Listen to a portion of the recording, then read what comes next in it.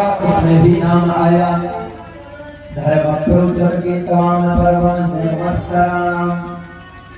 तो यहाँ भी सत्य का प्रतिपादन किया। हर जगह जहाँ भी भगवान को सत्य प्रकट किया है वहाँ भगवान का नाम ही पावन पवित्र और पवन सत्य माना गया है। तो ये भगवान का जो नाम है पावन पवित्र भी है और साथ में ये सत्य भी है।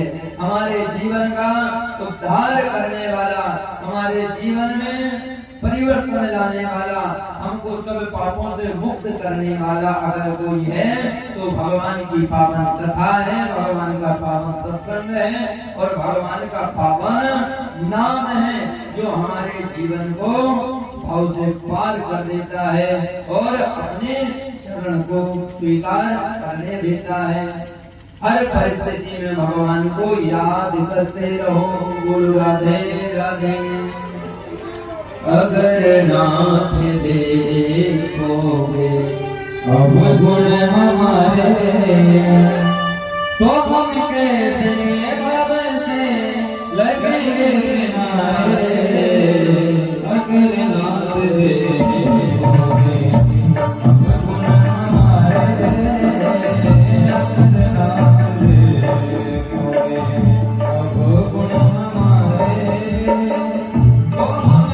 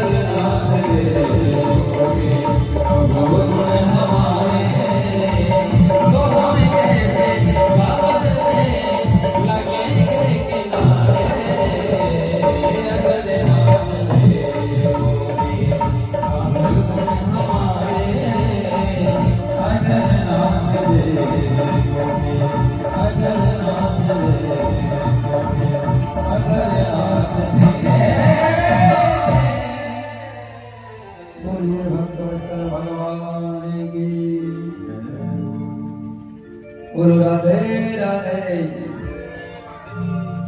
तो आज का समय और है, आज कंजूसी नहीं होना है। आज कंजूसी बिल्कुल भी नहीं बर्दाश्त होगी और यजमान तुमको भी बोलना पड़ेगा। बोलो राधे राधे।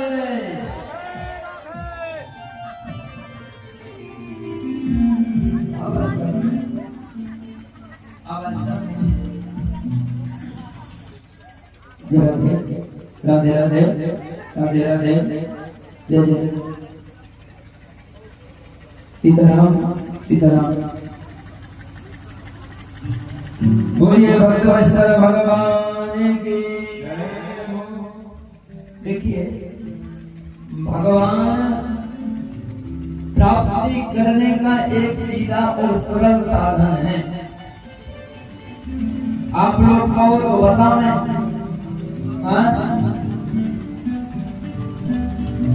भगवान प्राप्त करने का यह सीधा और सरल साधन। अपने मन को सरल बना दो। देखिए कई बार बड़े बड़े ज्ञानी बैठे रहते हैं और सीधे सरल व्यक्ति के लिए भगवान प्राप्ति हो जाते हैं। बोलो राधे राधे। आप लोग थोड़ी बैठते जाइए जहां जिसको जगह मिल रही है। जो पहले आएगा वो आगे बैठेगा, जो बाद में आएगा वो पीछे बैठेगा, जो सबसे ज्यादा पीछे आएगा वो बाहर बैठेगा।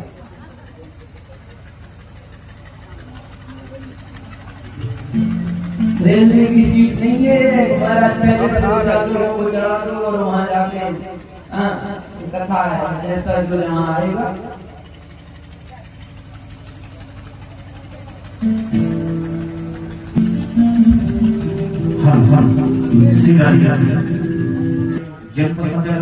परम सम्मानीय श्री नाम तो परम सम्मानीय श्री प्रकाश साहू जी का हुआ है और हमारे गुरु जी का पूजन करेंगे। ओम हरि ओम नमो ब्रह्मण देवाय ब्रह्मणाय जगद्वय कल्याणाय गोविंदाय नमो नमः।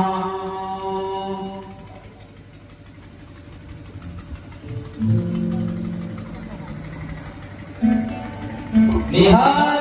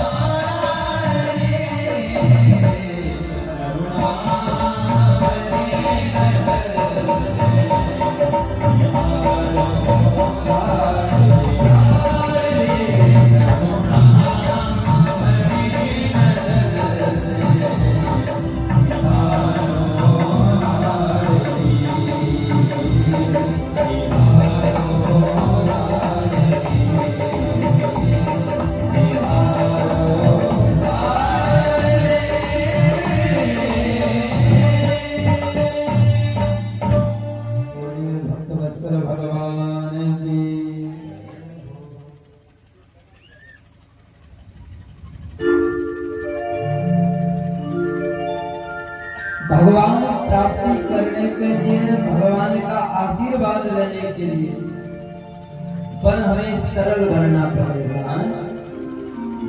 बिल्कुल अपने मन के लिए सरल बनाओ। भगवान के सामने चालाकी नहीं, भगवान के सामने अपनी चालाकी बताओगे महाराज तो फेल हो जाओगे। भगवान के सामने सरल बन के पहुंचना है, चालाक बन के नहीं पहुंचना। तुम्हारे पास कितना ज्ञान है भगवान जानते हैं। अरे जैसे ब्रह्म को श्रुति स्मृति वेद पुराण नेते नेते करके बंद कर देते हैं, जिनको बोलते हैं कि महाराज हम तुमको नहीं जान पाए, उनको हम तुम क्या जानेंगे। आज हम बड़े बड़े बाबा बन के बैठ गए तो हमारे लिए भी किंचित मात्र ज्ञान, किंचित मात्र भी ज्ञान उतना नहीं है जिसमें हम ब्रह्म को जान सकते। हम तो में उतनी सामर्थ्य नहीं है कि हम शाश्वत उस ज्ञान को प्राप्त कर सकें। इसलिए हम भगवान को जानने में अपना समय व्यर्थ नहीं गंवाना चाहते।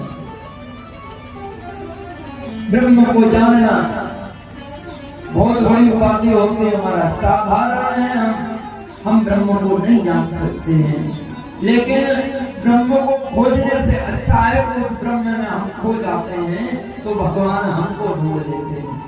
नारद जी ने कल वही बात कही, भगवान के तो प्रभु भक्त में कहाँ सामर्थ्य है कि वो आप तक पहुंच सके। इसलिए हे भगवान आप कृपा करते हो और आप अवतार लेकर इस धरा नाम बनाते हो। हे प्रभु, जब हम सब भगवान पर छोड़ देते हैं कि प्रभु अब जैसा भी हूँ आपका हूँ, आपको जैसा भला लगे वैसा आप मेरे साथ करें, तब भगवान पकड़ लेते। एक छोटा सा बालक, छोटे बालक जो होता है ना, वो ये उसकी उंगली जो होती है पिता पकड़ के चलता है, कोई बड़ा पकड़ के चलता है। क्यों? क्योंकि उसको पता है कि अगर मैं पकड़ूंगा तो छोड़ दूंगा, लेकिन अगर मेरा पिता पकड़ेगा तो वो छोड़ेगा। इसी प्रकार से परमात्मा को हमने उंगली पकड़ा ली, तुमको पकड़ने की जरूरत नहीं है। तुम्हारे पकड़ने में तो संदेह है कि भाई तुम पकड़ोगे तो छोड़ दोगे, लेकिन अगर परमात्मा पकड़ लेगा तो परमात्मा छोड़ने वाला नहीं है। इसलिए परमात्मा पूर्ण भरोसा रखो। भगवान पर भरोसा रखने के बाद परमात्मा को अपने जीवन का जितना भी डोर है वो सब उसके हवाले करो। प्रभु या तो जिता दोगे या फिर हरा दोगे, लेकिन प्रभु जेहि विधिनाथ हो हित मोरा, जिस प्रकार से मेरा हित हो सरकार आपके हवाले ये जीवन है, आप जैसा चाहो वैसा करो। जब ये जीवन में भोलापन आता है तो सरलता से भगवान हमको प्राप्त हो जाते हैं। बोलना पड़ेगा भाई राधे राधे। आज का ही समय और है, आज और बोलो, कल से बोलने के लिए नहीं कहेंगे। आज का समय और है, फिर तो महाराज हम महाशिवरात्रि में कहेंगे फिर आप लोगों से। कथा के बाद में एक खुशखबरी भी सुनाएंगे आप लोगों को। देखिए, एक भक्तमाल की बड़ी पावन कथा है। एक नगर है कछुआ, जैसे अपनी रीठी है, इस प्रकार से एक नगर बना है। नगर में एक रघुनाथ जी का मंदिर है। बड़े ध्यान से सुनना है, रघुनाथ जी का मंदिर है।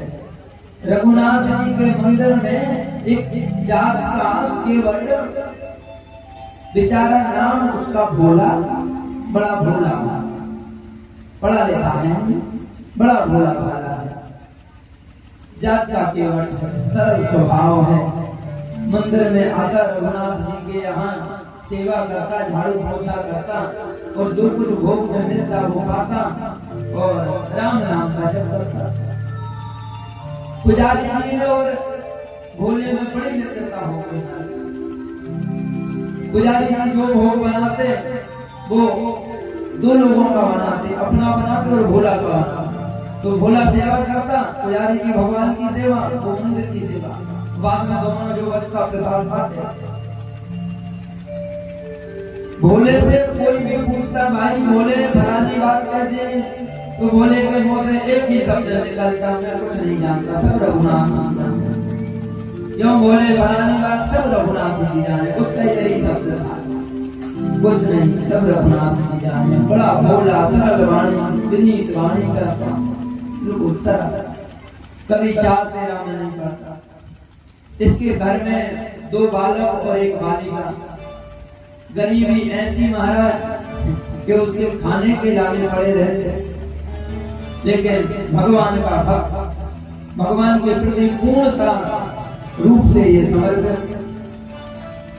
एक दिन इसका जो बेटा आया, बोला पिताजी बहन जी जो है वो विवाह के योग्य हो गई है, हो ना हो हम बहन जी का विवाह कर दे। तो बोला सब रघुनाथ जी जाने।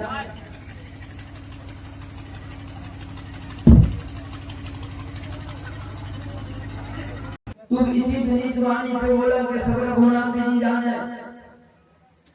तब इसके बेटा ने कहा हो ना हो हम फलाने सेठ के यहाँ से उधार कुछ पैसा ले लेते हैं और समय आने पर हम लोग मेहनत मजदूरी करेंगे तो वो जो पैसे हैं वो हम सेठ जी को वापस कर देंगे। पुराने समय की बात, सस्ता समय। महाराज रघुनाथ जी का पावन मंदिर, इसका पूर्ण भरोसा रघुनाथ जी के अंदर।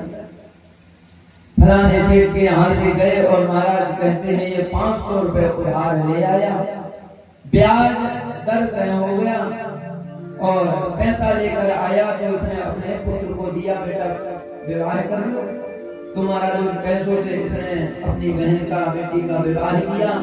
विवाह करने के बाद कुछ समय के बाद में जब इनके बालकों ने वो पैसा कमाया, मेहनत मजदूरी की, तो पिता को लाके दिया, पिताजी जाओ सेठ जी का हिसाब कर दो।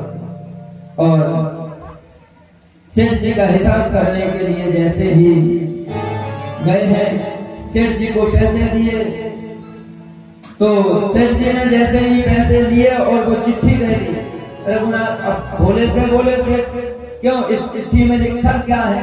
तब भोला विनीत वाणी का बेचारा भोला भाला बोला सब रघुनाथ जी जाने, हम कुछ नहीं जानते। जैसा ही कहा रघुनाथ जी जाने, सेठ के अंदर लालच जाग गया, लोभ आ गया सेठ के अंदर। जैसा ही सेठ के अंदर लोभ आया, सेठ जी ने भोले के साथ बेईमानी कर दी है। जो पर्ची थी भोले को किसी काम में भेजा और वो पर्ची भोले की बंद दी। एक साधारण पर्ची भोले को दी और जिसमें पूरा हिसाब किताब था, वो पर्ची जो थी वो कहीं छुपा के रखी। भोला बेचारा उसी पर्ची को समझा के यही सब कुछ है और जाके रघुनाथ जी के चरणों में समर्पित कर दी है। भगवान अब आप मानना। कुछ समय बाद भोले के पास सेठ ने खबर भेजी, भाई भोला वो पैसा लिया था अभी तक वापस नहीं किया। भोला सेठ जी से बोला, सेठ जी मैंने वो पैसे आपको वापस कर दिए। लेकिन सेठ मानने को तैयार नहीं, लेकिन भोला बेचारा हर बार भोले को वो पैसे हमने वापस कर दिए। अब भोला बेचारा बहुत गरीब आदमी कहाँ से दे वो पैसा। धीरे धीरे वो जो बात थी जो वो उसके लिए सेठ जी ने दबाव डालना चालू कर दिया। दबाव जब डाला तो भोला बेचारा बोला मेरे पास पैसा तो है नहीं, पैसे ही नहीं, हम जाए कहाँ से। सेठ जी ने उसकी रिपोर्ट लिखवा, थाने में जाके शिकायत की। पुलिस वाले आए, पुलिस वालों से हाथ जोड़ के बोला माई बाप पैसे हमने बोला सेठ जी को दे दिए। पुलिस वाले महाराज मुकदमा चलाना चालू हुआ तो मुकदमा कोर्ट में जा पहुंचा। जैसे ही कोर्ट में वो मुकदमा गया, भोले के नाम का संबंध जारी हुआ। भोले के यहाँ संबंध आया। भोला बेचारा आज पहली बार कोर्ट आया, कभी नहीं गया इससे पहले। भोला भाला विनीत वाणी। जैसे ही भोले के लिए वो लिफाफा आया, भोले ने रघुनाथ जी के चरणों में रख दिया है। रघुनाथ जी आप तो जानते हो, आपको तो पता है कि मैंने सेठ के पैसे लौटा दिए हैं, लेकिन फिर भी ये सरकार आप लाज रख देना हमारी। भोला बेचारा वही कोर्ट में जा पहुंचा। कोर्ट बेचारा, कोर्ट में बड़े बड़े लोग खड़े, बड़ी बेचारा भोला अकेला पहली बार गया कोर्ट। कटघरे में भोले को किया खड़ा। जैसे ही कटघरे में भोले को किया खड़ा, क्यों भोले? जज साहब ने भाई अब जज पद पे नियुक्त। जज थोड़ी तेज वाणी में बोला, क्यों भोले? अरे तुम लोग यार पैसा ले लेते हो पर देते क्यों नहीं हो? अरे सेठ के पैसे दिए तुमने, नहीं दिए? हाथ जोड़ के बोला, माई बाप पाई पाई से सेठ जी के मैंने पैसे लौटा दिए और ब्याज के सहित पैसे लौटाए हैं। अब सेठ कहने लगा ये झूठ बोल रहा है जज साहब। लेकिन जहाँ धनवान वाले लोग होते हैं हमारा, जो के बोल चाल सब वजन वाले होते हैं, लेकिन जो बेचारा गरीब होता है उनकी बातों में भी वजन नहीं होता है, लोग उन पर ज्यादा भरोसा नहीं करते। तो भोला बेचारा बार बार कहता है कि भाई बाप मैंने पैसे दे दिए, लेकिन हर बार सेठ की बात जो थी वो वजन वाली पड़ जाती। अब बेचारा जब कुछ ना बोला तो कहते हैं कि जब मुंह बोलना बंद कर देता है तो आंखें बोलना चालू कर देती हैं। इस बेचारे भोले का मुंह बोलना बंद हो गया, कंठ बंद हुआ, आंखों से आंसू गिरना चालू हुए। बोले भाई बाप मैंने पैसे सेठ जी को वापस कर दिए। जो जज थे वो दयावान थे। जज साहब बोले रो मत भोला, हमको सच सच बताओ कि जिस समय आपने सेठ को पैसे दिए थे उस समय गवाह में कौन कौन था? कुछ प्रमाण है? तब बोले हाँ भाई बाप एक रसीद दी थी हमारे लिए। बोले वो रसीद दिखाओ। और जब वो चिट्ठी देखी तो चिट्ठी में कुछ नहीं था, वैसे ही साइन थे। जज साहब बोले इस चिट्ठी से तो कुछ भी सिद्ध नहीं होता है कि आपने पैसे दिए। तो बोले भाई बाप यही हमारे पास प्रमाण है। जज साहब बोले तो ये बताइए कि जिस समय तुमने पैसे दिए उस समय तुम्हारे अतिरिक्त और भी कोई था जब तुमने पैसे दिए?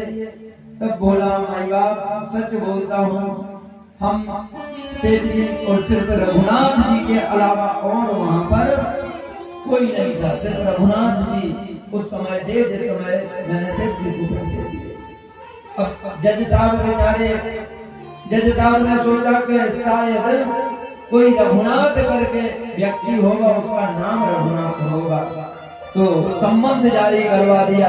बोले फलानी फलानी डेट में आना और सुनो रघुनाथ जी को साथ में लेकर आना। अब बेचारा भोला को भोला ठहरा। अब तीनों के अलग अलग मन, सेठ के अंदर बेईमानी, जज के अंदर थोड़ी पद अभिमान, और बेचारा भोला भाला वही भाव के साथ कहता है रघुनाथ जी। सब जानते हैं रघुनाथ जी को। संबंध जारी हुआ। संध्या काल वेला में जो भोला था वो रघुनाथ जी के मंदिर में गया। पुजारी जी ने पूछ लिया क्यों भाई बोले तुमने रघुनाथ जी का नाम वहाँ पे क्यों लिया? तब भोला बोला गुरु जी आप ही तो कहते हो कि परमात्मा कण कण में रहते हैं, रघुनाथ जी सब जानते हैं, रघुनाथ जी सब देखते हैं, तो क्या मैंने जब सेठ को पैसे दिए तब रघुनाथ जी ने नहीं देखा होगा? वहाँ रघुनाथ जी नहीं होंगे? यही विनीत वाणी सुन के पुजारी जी के अश्रु नैन गिरने लगे। पुजारी बोले हे भोले तुम्हारी भक्ति में इतना सामर्थ्य है कि तुम्हारे रघुनाथ जी के साथ बोला। रघुनाथ जी के उसी सफाई में लगा, सेवा में लग गया, रघुनाथ जी को बार बार प्रणाम किया। जज साहब ने अपने ही पैसों से एक संबंध जारी कर दिया और संबंध लेकर जो कोतवाल आया उसने पूरे गांव में रघुनाथ का खोज की, लेकिन किसी ने भी उसे रघुनाथ जी का घर नहीं बताया, क्योंकि उसके गांव में कोई रघुनाथ करके आदमी था ही, वो तो रघुनाथ जी का मंदिर था। किसी ने बताया भाई गांव के बाहर रघुनाथ जी का नाम का एक मंदिर है, शायद वहाँ पता निकाल लो। तो संबंध देने जो व्यक्ति आया उसके मन में भाव आया कि रघुनाथ करके कोई व्यक्ति होगा, उसने मंदिर बनवाया इसलिए उसी के नाम का ये मंदिर है। संबंध देने वाला कोतवाली आया और उसने वो संबंध मंदिर में पुजारी जी को दिया। पुजारी जी ने साइन किए और जैसे ही रघुनाथ जी के यहाँ पुजारी वो संबंध लेके गए तो पुजारी ने रघुनाथ जी से कहा हे राघव तुम्हारे यहाँ 56 प्रकार के भोग आए, तुम्हारे यहाँ बड़े बड़े वस्त्र आभूषण दान में आए, लेकिन आज आपको संबंध दिया गया। साइन किया, पुजारी जी ने रघुनाथ जी के चरणों में रखा है। रघुनाथ जी, इस भोले का आपके अतिरिक्त और कोई नहीं है, आप इस पर कृपा करना और इसका हित करना। संबंध चरणों में रखा। प्रातः काल आया भोला, भोला ने भगवान की सेवा की। अंत में पुजारी जी ने तिलक कर दिया, हे भोला चिंता मत करो, रघुनाथ जी तुम्हारे साथ चलेंगे और तुम्हारी विजय होगी। मैं भी आता हूँ पूजा करके, चलो तो। महाराज भोला पूर्ण भरोसा ऐसे हो गया पुजारी जी की बात पर कि रघुनाथ जी मेरे साथ चल रहे हैं। और भोला वही भाव के साथ पहुंचा अदालत। जैसे ही कोर्ट में पहुंचा, उसी समय सब कोर्ट की कार्रवाई चालू हुई। और कोर्ट में सबसे पहले जज ने लगाया आदेश, रघुनाथ हाजिर हैं, रघुनाथ हाजिर हैं, रघुनाथ हाजिर हैं। जैसे ये 3 नारे लगाए हैं, धोती फटी लटी लुटी सी, रघुनाथ दीन के गवाह बनकर आए हैं। रघुनाथ जी फटी सी धोती पहने, हाथ में टूटा सा डंडा लिए, बड़े दीनहीन स्वरूप में रघुनाथ जी आज प्रकट होकर इस बेले के गवाह बन के कोर्ट में खींचे चले आए हैं। जैसे ही रघुनाथ जी आए, रघुनाथ जी बोले, हाँ भाई बाप, हम हाजिर हैं। अब देखो जज साहब थोड़ी अभिमान में थे, पद का अभिमान। जज साहब बोले, जो भी कहना है कोर्ट में आके कहो, पहली बार आए हो कोर्ट के, तुमको नियम पता नहीं है। डांट के बोले, हाथ जोड़ के बोला, भाई बाप इससे पहले मैं कोर्ट कभी गया नहीं, पहली बार कोर्ट आया हूँ। बोले तो ठीक है, अच्छी बात है, आओ और कटघरे में खड़ा होकर जो भी कहना तो कहो। बताइए, क्या आपने भोले ने जब सेठ को पैसे दिए उस समय तुम थे? रघुनाथ जी बोले, हाँ भाई बाप, हम उसी समय थे। अब बेचारा सेठ सोचे कि मैंने इस व्यक्ति को देखा ही नहीं है, कहां से देखता रहा। सेठ बोला कि हम लोग के अलावा और कोई नहीं था। और ये बोला कि थे। तब बोले, कोई सबूत है? बोले, हाँ भाई बाप सबूत है। फलाने फलाने सेठ जी के कमरे में, फलानी अलमारी में, फलानी पुस्तक, फलाने पेज नंबर में एक पत्रिका रखी हुई है, जिसमें उसमें पूरा सेठ जी का और भोले का आदान प्रदान लिखा हुआ है। तुरंत जज साहब ने भेजा, सेठ जी के यहाँ गए तो फलानी फलानी अलमारी के अंदर फलानी फलानी पुस्तक में वो संबंध मिल गया। जैसे ही वो गवाह में यहाँ पर अदालत में पेश करा गया, महाराज जज साहब ने देखा, बड़ा अद्भुत लगा। जज साहब ने तुरंत कार्रवाई शुरू कर दी और भोले के लिए निर्दोष करार दिया गया और जज साहब के लिए दंडित, सेठ जी के लिए दंडित किया गया। और सेठ जी तो दंडित पाने के लिए पहुंचे और भोला बेचारा मंदिर में जाके पहुंचा, भगवान को प्रणाम किया। पुजारी जी से बोले, रघुनाथ जी, अब तो ये तो जानता था रघुनाथ, अब पुजारी जी स्वयं भरोसा नहीं कर रहे हैं कि पुजारी बताओ भगवान, तो ये तो जानता, लेकिन पुजारी जी बोले, क्यों, क्या हुआ? अरे बोले, रघुनाथ जी स्वयं गवाह रहने के लिए आए और इनको विजय प्राप्त हो। पुजारी जी को लगा कि शायद इसको विजय मिल गई है, तो बात पुजारी ने ध्यान नहीं दिए। लेकिन जज साहब के अंदर ये बात चुभने लगी। अब ये बात जब चुभती जज साहब को, तो जज साहब को रातों की नींद लेना बंद हो गई। जज साहब ने कहा, क्यों भाई, मैंने बहुत से गवाह देखे, लेकिन आज तक मैंने ऐसा गवाह नहीं देखा जैसा ये मिला। ऐसा गवाह तो मैंने आज तक नहीं देखा। बताओ, फलानी फलानी अलमारी, फलानी पुस्तक, फलाने पेज नंबर तक बता दिया। ये कोई साधारण गवाह नहीं है। अब चक्कर घूमना चालू हुआ तो गए, बोले महाराज अब चलो। तो बोले कि यहाँ जज साहब आए। क्यों? बोले,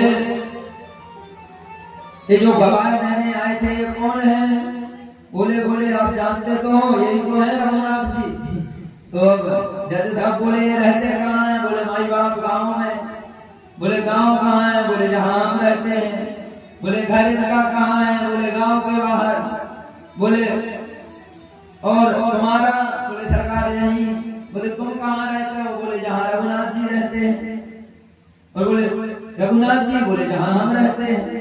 ऐसी बात है। अब बेचारे ऐसे भोले की बात जज साहब को समझ नहीं आए और जज साहब की बात भोले को समझ में नहीं आया। बात में केवट बोला महाराज आप पढ़े लिखे हो, हम पढ़े लिखे भी नहीं है।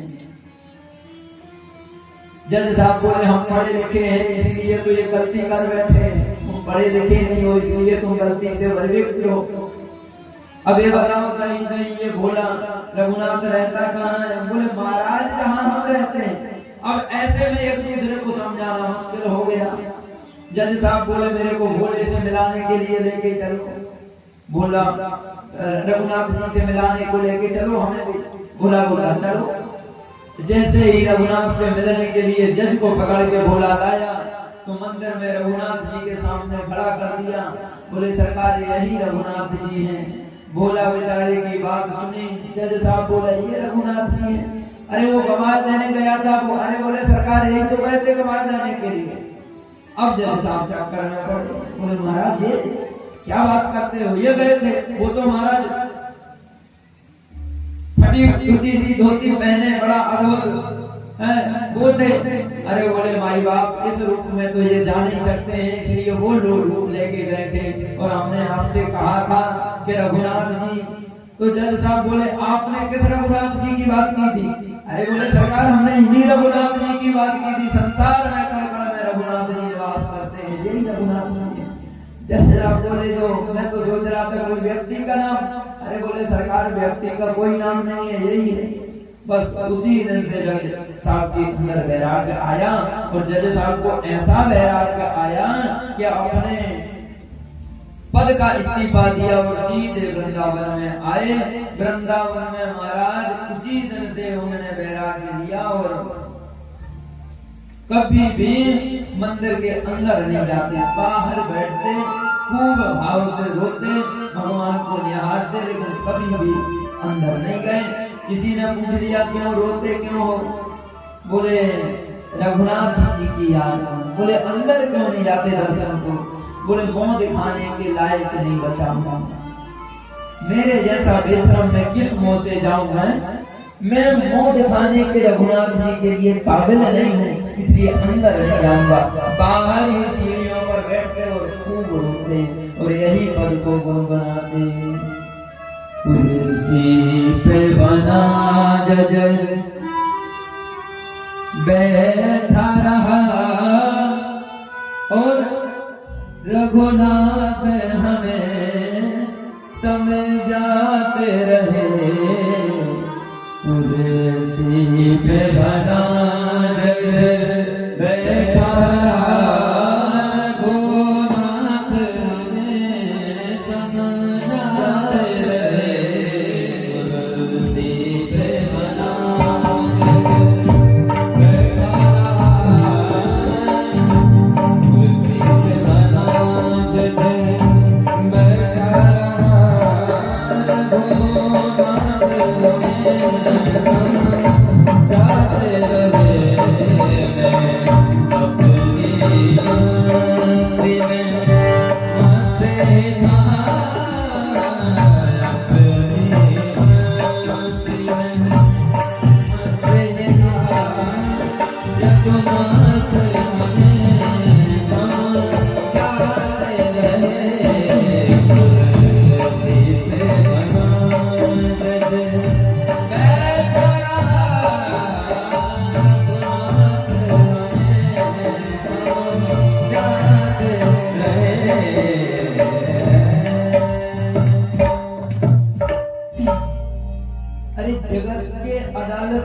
सबको जाना है और आज वो जगत का न्यायाधीश हमारे यहाँ आया और देखो इस कुर्सी का अभिमान मेरे अंदर रहा तो मैंने भी उससे भाव से बात नहीं की। अरे एक दिन हम सबको उसकी अदालत में जाना है और जगत का न्यायाधीश हमारी अदालत में आया। हमने उससे अभिमान बस बात भी नहीं की। मैंने उसको नौकों के भांति कहा कि कटघरे में आके कहो कितने बड़ा बात, किस मुंह से भगवान के यहाँ जाऊं। तो भगवान भाव के भूखे होते हैं। जो जितना अंदर हमारा भरोसा है, जो जितना हमारे अंदर भाव है, उतने जल्दी हमको भगवान प्राप्त हो जाते हैं। बोलो राधे राधे। तो ये भाव की बात है महाराज। यहाँ पर सुखदेव स्वामी से राजा परीक्षित ने प्रश्न किया, महाराज क्या भगवान का नाम दीन बंधु है, तो किसी दीनहीन पर भी भगवान ने कृपा की है। तब सुखदेव स्वामी कहते हैं, हाँ परीक्षित, एक भगवान के परम मित्र हैं जिनका नाम है सुदामा। कृष्णाच कृता